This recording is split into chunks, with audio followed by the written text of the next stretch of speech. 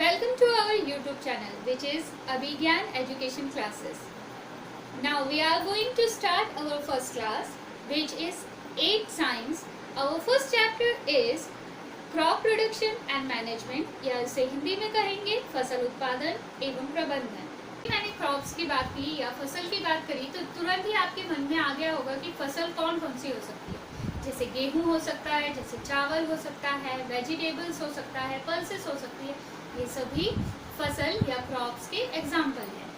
तो हम कह सकते हैं when plants of same kind are cultivated at one place on a large scale, it is called crops। मतलब कि अगर एक ही तरीके के पौधे जो कि एक बहुत बड़े एरिया में लगाए जाते हैं उसे हम कहते हैं फसल। तो आपको समझ में आ गया होगा कि क्रॉप या फसल किसे कहते हैं। एक बार और रिवाइज कर लेते हैं। एक ही तरीके के पौधे जो कि एक लार्ज स्केल में लगाए जाते हैं उसे कहते हैं फसल या क्रॉप्स। जैसे कि हम कह रहे हैं वीट क्रॉप, मतलब कि उस खेत में केवल वीट के या गेहूं के ही सारे पौधे लगाए जाएंगे, उसके अलावा वहाँ पर और कुछ भी नहीं लगाया जाएगा। तो हम कह सकते हैं कि उसके बारे में बात कर रहे हैं या क्रॉप्स के बारे में बात कर रहे हैं। तो आपके मन में आया होगा कि सबसे पहले ये क्रॉप्स और ये फसल हमने उगाना कैसे शुरू किया।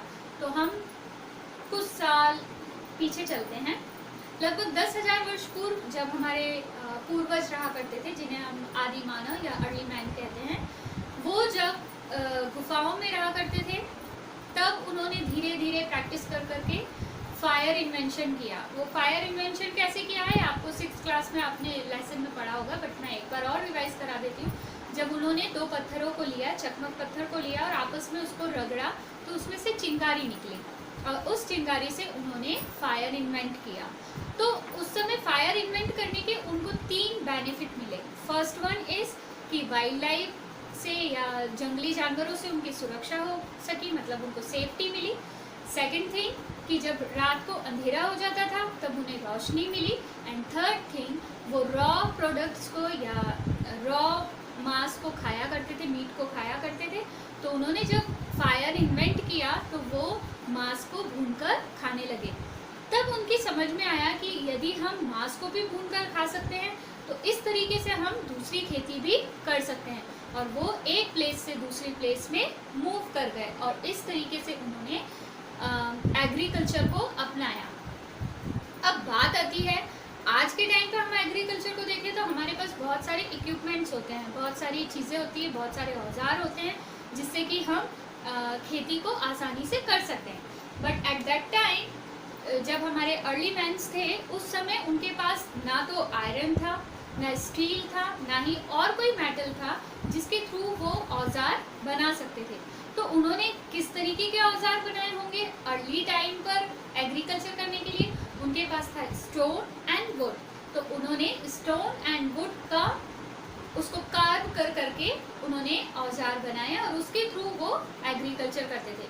तो उस समय भी उन्होंने राइस, गेहूं ये सब चीज़ें उगाना शुरू कर दी थी और धीरे धीरे वो एक जगह से दूसरी जगह आते गए। फिर वहाँ के लोगों को देखा कि वहाँ पर कैसी खेती की जाती है, इस तरीके से उन्होंने खेती को नए तरीके से करना स्टार्ट कर दिया। और आज के समय में हम देखते ही हैं कि हम थोड़े टाइम में ही बहुत अच्छी फसल को पा लेते हैं। अब मैं बात करती हूँ अपने इंडिया की, जहाँ पर हम रहते हैं।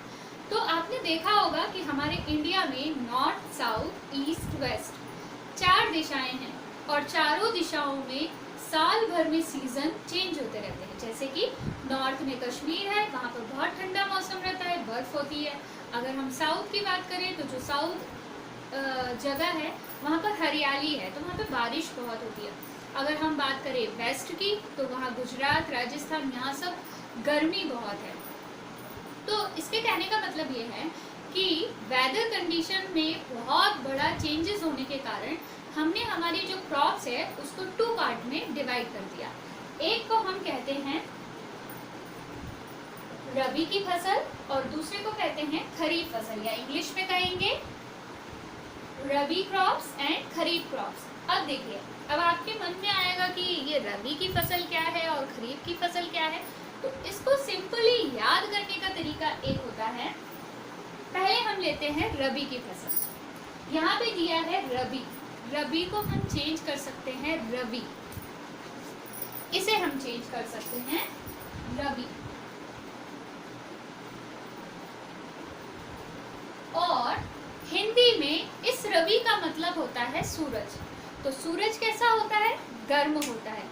लेकिन जो हमारी रबी की फसल है वो उसके जस्ट अपोजिट है, मतलब कि ठंड के टाइम पर इसे उगाया जाता है। तो आपको हमेशा याद रहेगा कि जब भी हम रबी की बात करें हम उसे चेंज कर देंगे किसमें? रवि में। और रवि मतलब कि सूरज बहुत गर्म होता है, बट जो हमारी रबी की फसल है वो एक्चुअली होती है ठंड के टाइम पे। दैट मीन्स कि वो होगी अक्टूबर टू मार्च, तब इसको लगाया जाता है। और जो ये फसलें होती हैं इनको इतने ज़्यादा पानी की ज़रूरत नहीं होती है। वहीं हम बात करें हमारी खरीफ की फसल की, तो खरीफ की फसल मानसून के टाइम पर होती है, मतलब बारिश के टाइम पर होती है।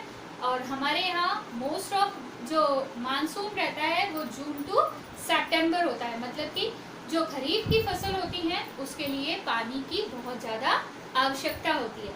अब पानी की आवश्यकता होती है तो ऐसे कौन कौन से क्रॉप्स हैं जिनके लिए हमको पानी चाहिए? तो खरीफ की फसल में आते हैं धान, मक्का, क्योंकि इनको पानी बहुत चाहिए होता है, सोयाबीन, मूंगफली, कपास या कॉटन, इन सब चीज़ों को पानी की बहुत ज़रूरत होती है। इसीलिए इन्हें जून से सितंबर के बीच में लगाया जाता है, मतलब कि बारिश में लगाया जाता है।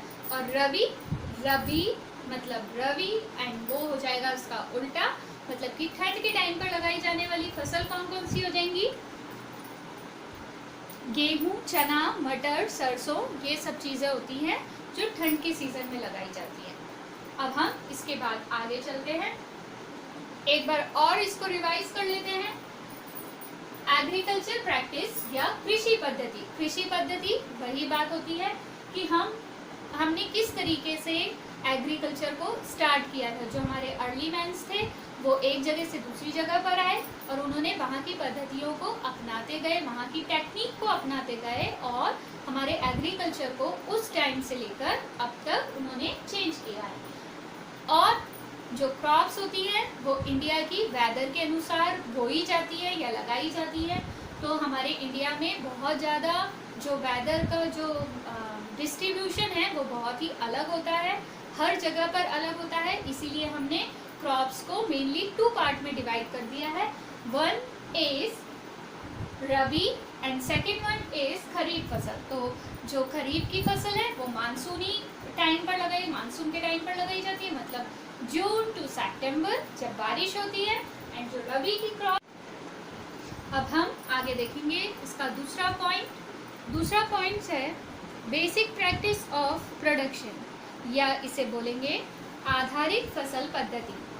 इसका सिंपल सा मीनिंग ये है कि जब कोई भी किसान अपने खेत को तैयार करता है और वो किस तरीके से तैयार करता है अपनी फसल के लिए, उसी चीज़ को यहाँ पर बताया गया है।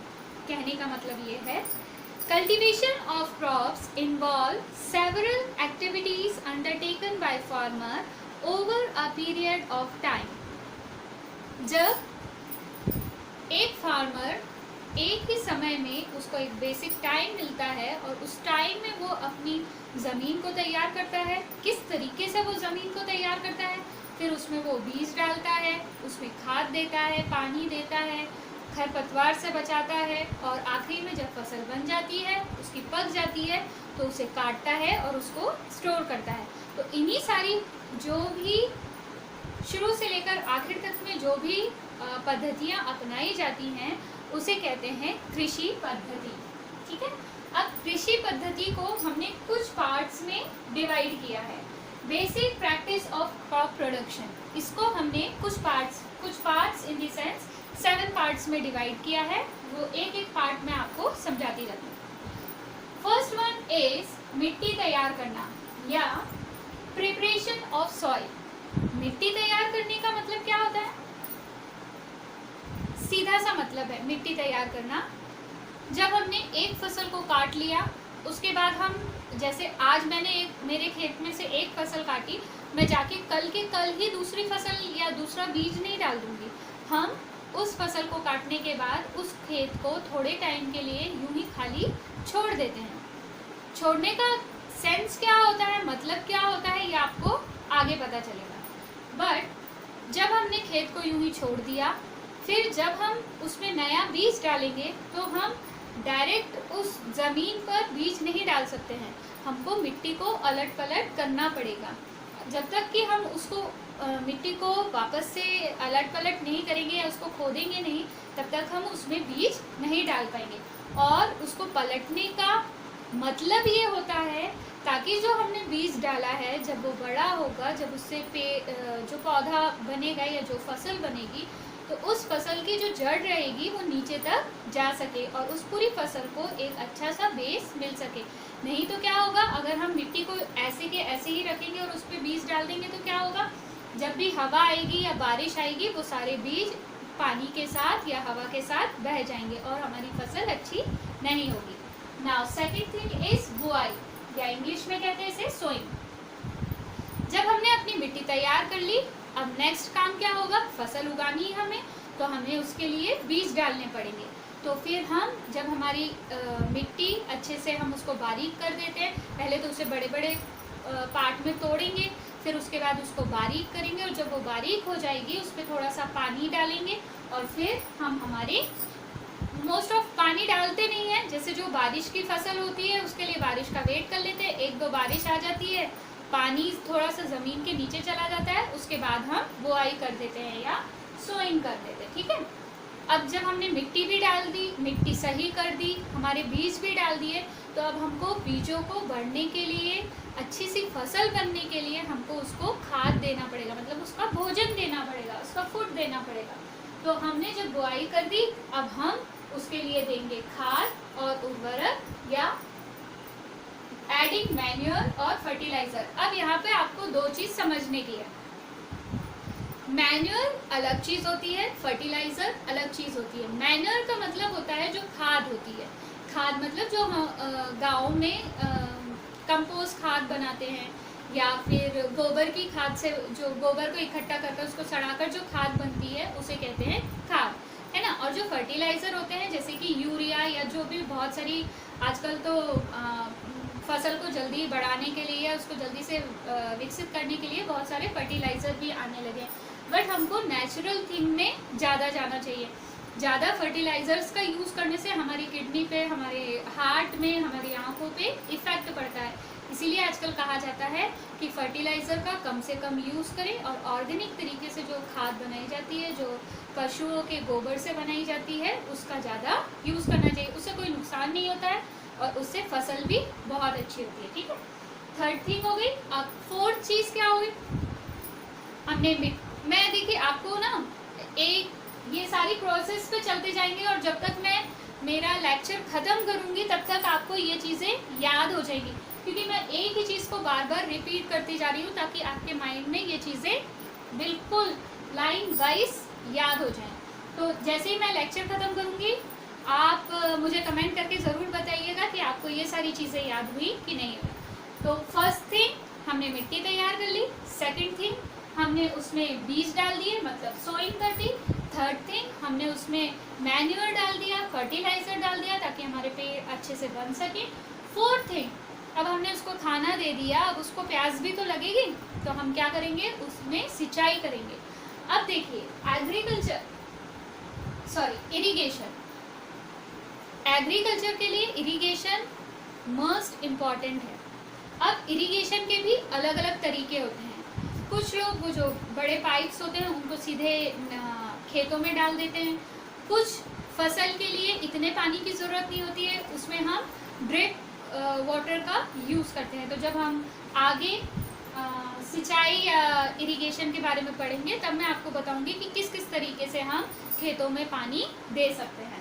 उसके बाद अब हमारे पौधे थोड़े से बढ़ना शुरू हो गए, तो देखिए अच्छे लोगों के साथ बुरे लोग भी आते हैं, तो वैसे ही हमारी फसल के साथ भी हो जाता है कि फसल तो अच्छी खासी चल रही थी, उसके साथ में कुछ खरपतवार भी आ गए या वीड्स भी आ गए, उनको निकालना भी बहुत ज़रूरी है। अगर हम उनको नहीं निकालेंगे तो जितना भी हमने खाद डाला है मैन्योर डाला है या फर्टिलाइज़र डाला है या पानी दिया है या मिट्टी को अच्छा किया, उससे जितना भी पौष्टिक चीज़ें होंगी, जितना भी पोषक तत्व होंगे, वो हमारी फसल को ना मिलके बल्कि ये जो खरपतवार होंगे ये लेने लगेंगे। और अगर ये लेना शुरू कर देंगे तो इनकी तादाद बढ़ जाएगी और हमारी फसल कम हो जाएगी। तो इसीलिए इनको भी निकालना बहुत ज़रूरी है। ठीक है, अब इसको भी निकाल लिया। अब हमारी फसल बिल्कुल बहुत अच्छे से पक कर तैयार हो गई। मतलब हमको जो टाइम देना था, हमको जो सारी प्रिपरेशन करनी थी, प्रिपरेशन में हमने क्या क्या किया था। सबसे पहले मिट्टी को सही किया था, फिर हमने बीज डाला था, फिर हमने मैन्योर डाला था, उसके बाद हमने इरिगेशन किया था, उसके बाद हमने वीड्स को हटा दिया था और अब हमारी फसल बिल्कुल पक कर तैयार हो गई। अब जब हमारी फसल पक कर तैयार हो गई है तो हम इसको काट कर हटा लेंगे खेत से, मतलब काट कर खेत में रख लेंगे। और एक चीज़ की, काट के हम दिन भर उसको खेत में या बहुत सारे दिनों तक हम उसको खेत में नहीं रख सकते, क्योंकि अगर बारिश का टाइम होगा तो मान लो कभी पानी आ गया, बारिश हो गई तो सारी फसल खराब हो जाएगी आपकी। अगर ठंड का टाइम होगा और पाला पड़ गया तो भी आपकी फसल गई। गर्मी के टाइम पे तो जानी ही जानी है। इसीलिए हम उसको काट कर फटाफट जब हमारी फसल पक जाएगी और काटने जैसी हो जाएगी तो उसको हार्वेस्ट कर लेंगे या उसकी कटाई कर लेंगे। लास्ट थिंग बचती है, जब हमने कटाई भी कर ली, सब कुछ कर लिया, अब उसका भंडारण करेंगे या उसको स्टोर करेंगे।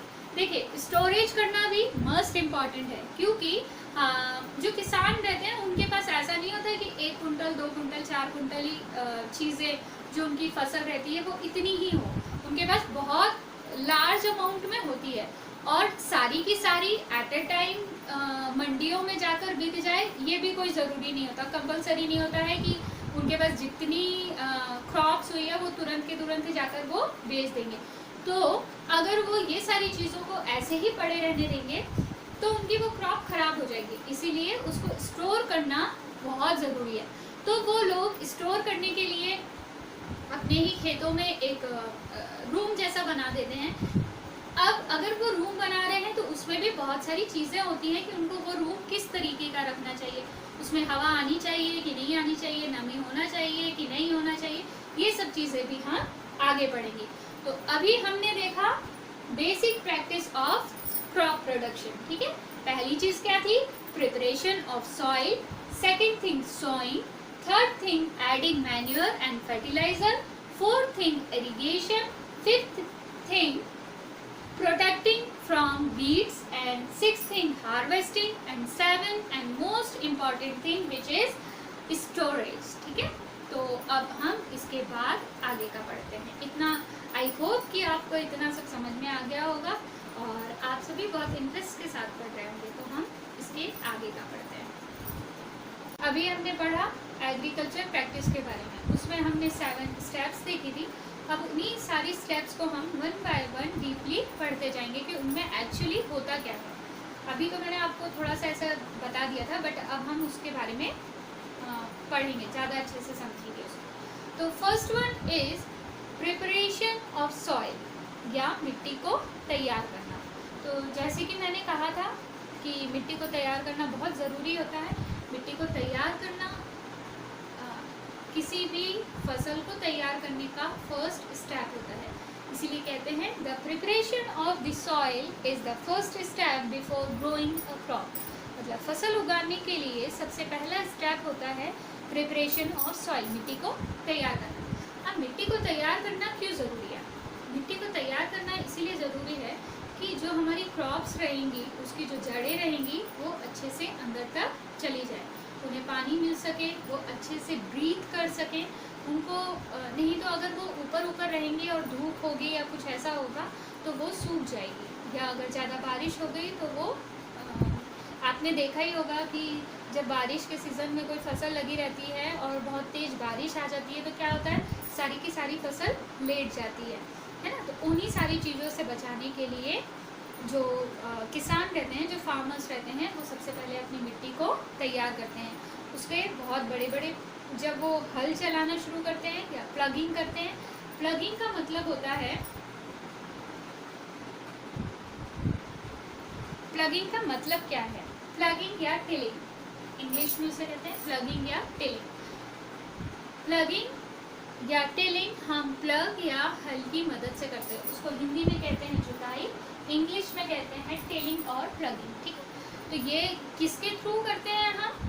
हल के थ्रू या प्लग के थ्रू करते हैं। ठीक है, the process of loosening and turning the soil is called tilling और प्लगिंग। ठीक है, जब हम मिट्टी को तोड़ते हैं और उसे पलटते हैं, उस क्रिया को कहते हैं जुताई। समझ में आ गया आपको प्लगिंग या टिलिंग क्या? अब देखते हैं हम एग्रीकल्चर इम्प्लीमेंट्स, मतलब कि उसको हिंदी में कहेंगे कृषि औजार। ठीक है, अभी मैंने बात करी कि हमको मिट्टी को पलटना है, उसको लेवल करना है, तो उसको किस तरीके से किया जाता है, उसमें कौन से इक्विपमेंट्स यूज़ किए जाते हैं, वो हम देखते हैं। फर्स्ट वन इज प्लग या जिसे हम हल कहते हैं। सेकेंड वन इज ओए जिसे हम कुदाली कहते हैं।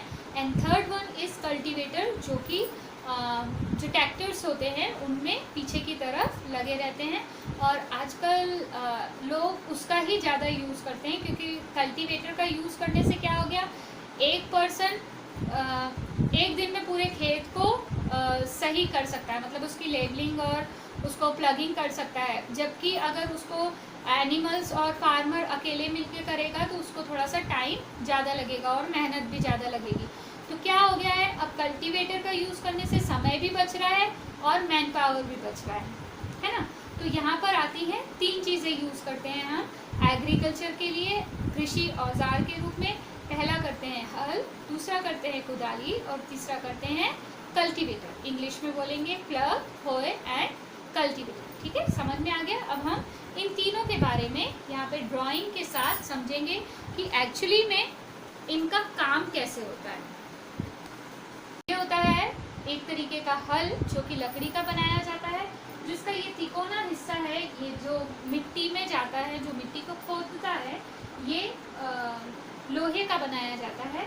इसे कहते हैं फाल या प्लग शैफ्ट। ठीक है, और जो ये पूरी चीज़ जहाँ पर अटैच रहती है, इस पूरे डंडे को कहते हैं, ये भी बहुत मजबूत होता है, इसे कहते हैं हल शाफ्ट या प्लग शाफ्ट। ठीक है, एक थर्ड चीज़ होती है बीम या जो कि जो आगे जानवर रहता है या बैल रहता है, उसके गर्दन पर जो दो बैल रहते हैं उनके गर्दन पर जो बीम या डंडा डाला जाता है उसे कहते हैं बीम या जो।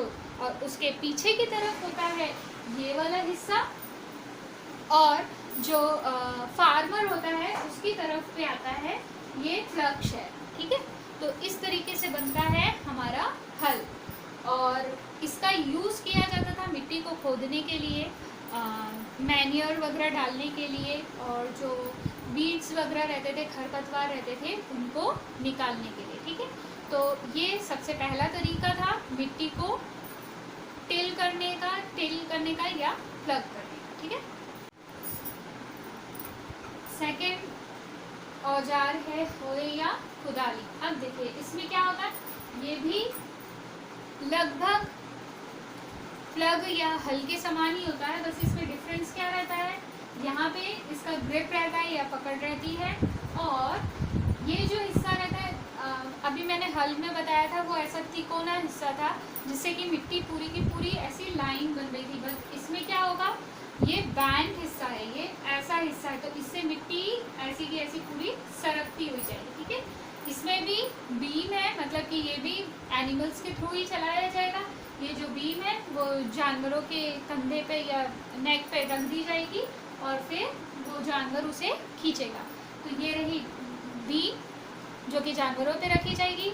ये पूरा एक रॉड होता है, और ये बैंड प्लेट होती है, मुड़ी हुई प्लेट होती है, जिसके द्वारा जो मिट्टी रहती है उससे खरपतवार निकाला जाता है, मिट्टी को पलटा जाता है, मिट्टी को बारीक किया जाता है। ठीक है, और ये रहती है ग्रिप, मतलब उसको पकड़ कर रखता है हैंडल उसका। ठीक है, ये पीछे की तरफ रहेगा और ये आगे की तरफ रहेगा। यहाँ से जो फार्मर है वो उसको ऑपरेट कर सकता है, और यहाँ से जो एनिमल्स हैं वो उसको लेकर जाएंगे।